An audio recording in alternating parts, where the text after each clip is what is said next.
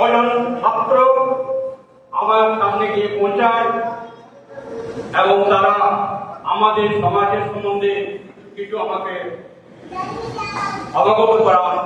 সেই সময় আমরা দেখেছিলাম আমাদের গ্রামগঞ্জে শিক্ষার অনেক পিছনে ছিল, সামনেই ছিল আমাদের গ্রামে, সামনে আমার বাড়ি হচ্ছে শ্রীমন্তন গ্রামের পাশে উচ্চ বিদ্যালয় এবং মধ্য বিদ্যালয় থাকা সত্ত্বেও আমরা আমাদের গ্রামের মেয়ে ছেলেরাকে পড়াবার সুযোগ দিতে পারিনি। তখন গ্রামের কোনো মেয়ে ছেলে যদি স্কুলে যেত, গ্রামের লোকেরা বিভিন্ন ধরনের আলোচনা করতো, আজকে ওয়ার টিকিট পড়তে গেছে, বহুত বড় বিদ্যালয় হয়ে যায়। এই ধরনের যখন আমরা ভাষা শুনতে চাই, 1978 সালে আমি আসানসোল বিধানচন্দ্র কলেজের স্টুডেন্ট ছিলাম। সেই সময় এনারা কি আমার কাছে পৌঁছেছিলেন। আমরা সেই সময় গ্রামকে উন্নতি করার জন্য একটা রাত্রি পাঠশালা তৈরি করি। সেই রাত্রি পাঠশালার নাম দিয়েছিলাম পল্লী উন্নয়ন সমিতি। এবং সেই রাত্রি পাঠশালা আরম্ভ করে আমাদের গ্রাম থেকে প্রথমে 16 জন মেয়েকে আমরা ম্যাট্রিক পরীক্ষা দেয় এবং 16 জন মেয়ে ম্যাট্রিক পরীক্ষা উত্তীর্ণ হয়। তখন থেকে আমরা দেখছি যে আগে যদি আমরা ক্লাস করতাম, এখন যখন এই কাজটা আমরা এখানে এসেছি, দেখছি যে আমাদের পুরুষের সংখ্যা অনেক বেশি এবং মেয়েদের সংখ্যা অনেক কম। তেমনি আমরা যখন ক্লাস করতে যেতাম, সেই ক্লাসের মধ্যে একটা ক্লাসে হয়তো 2টি কি 3টি মেয়ে ছেলে থাকতো, বাকি সব ছেলেরা থাকতো। কিন্তু এখন দেখছি যে ছেলেদের চেয়ে মেয়েরা শিক্ষায় অনেক অগ্র বেড়ে গেছে। তারা একে অপরকে ডেকে স্কুলে বলুন, কলেজে বলুন, বিভিন্ন জায়গায় উচ্চ শিক্ষায় বলুন, তারা শিক্ষায় অবতীর্ণ হয়ে আসছে। তাহলে তোমার কলেজ থেকে যারা আমার কাছে গিয়েছিলেন, তাদের মধ্যে পরিচিত ছিলেন একমাত্র একটাই ছেলে, সেটা হচ্ছে ক্যারিয়ারপুর নিবাসী স্বর্গীয় শঙ্করচন্দ্র মন্ডলের সুপুত্র মিহির চন্দ্র মন্ডল। ওকে আমি চিনতাম।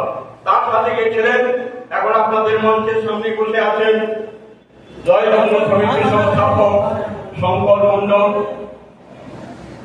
হেরাপুর থেকে পরিতোষ মন্ডল, আসামবড়ি থেকে মনোহর মন্ডল, পত্রিক থেকে ফটিকচন্দ্র মন্ডল, পালানি থেকে মনোহর মন্ডল। এরা আমার কাছে গিয়ে তাদের উদ্দেশ্যটা জানান। তখন তারা একটা ছোট্ট পাতলা মতন রেজিস্টার নিয়ে আমাদের কাছে গিয়েছিলেন। আমি তাদেরকে জিজ্ঞাসা করেছিলাম যে তোমরা কি করতে চেয়েছো?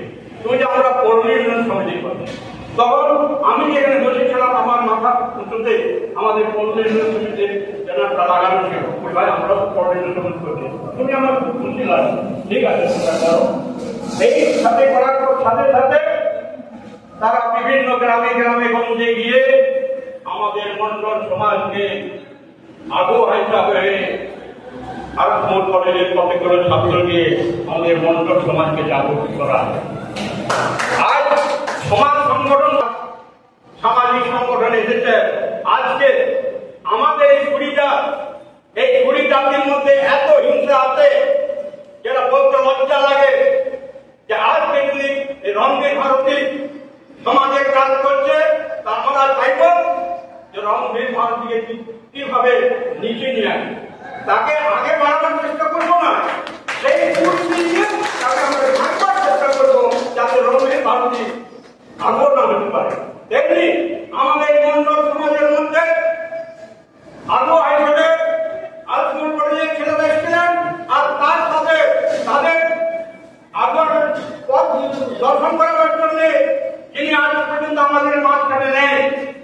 আমাদের সমাজের মধ্যে, আমাদের মন্ডল সমাজের মধ্যে বলুন, ঝাড়খণ্ড সরকারের মধ্যে বলুন, বিহার সরকারের মধ্যে বলুন, সারা ভারতবর্ষের মধ্যে বলুন, এই মনীন্দ্রনাথ মহেন্দ্রনাথ মন্ডলী পথ নির্দেশক আমাদেরকে করেছিলেন। তার অনুসরণ নিয়ে আজকে আমরা মন্ডল সমাজের কাজ করতে চলেছি। কাছে অনুরোধ, ইয়ং ছেলেদের কাছে যদি আমরা পূর্ব ইতিহাসটা না জানাই তাহলে আপনারা ইতিহাস সম্বন্ধে কি করে জানবেন। তাই আমি পূর্ব ইতিহাসটা আপনাদের কাছে তুলে ধরেছি। আপনারা যে আন্দোলন করতে শুরু করেছেন, আন্দোলন করুন, আন্দোলনের মধ্যে কোনো বাধা নেই, আন্দোলনের মধ্যে সব সময় আমরা সাথে আছি। কিন্তু সমাজকে এক জায়গায় আনবার চেষ্টা করবেন, সমাজের